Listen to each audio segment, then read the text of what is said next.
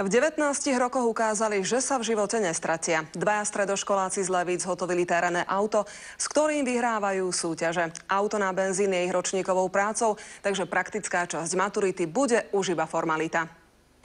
Tohto krásavca dávali dvaja spolužiaci dokopy 5 mesiacov. Chlapci sa za ten čas poriadne zapotili, ale ako sami vidíte, výsledok stojí za to. Matúš Kyseľ a Matúš Buchan zo strednej priemyselnej školy si auto sami naprojektovali a skladali v autodielni otca jedného z nich. Verili ste si, že to dokážete?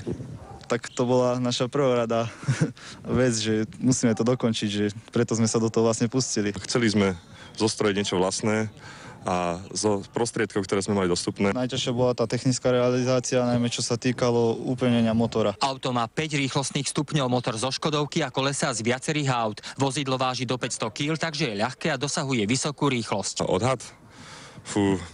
Neviem si predstaviť, my sme zatiaľ zaradili asi tak 3., 4. rýchlostný stupeň, po 5 sme sa nedostali.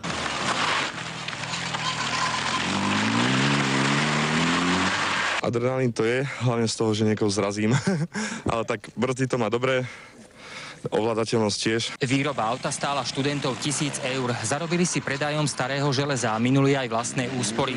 Jazdiť na ňom môžu len v uzavretých okruhoch. Reči o tom, že súčasná mládež nemá o nič záujem, že ju nič nebaví, nezaujíma, nie je celkom pravda.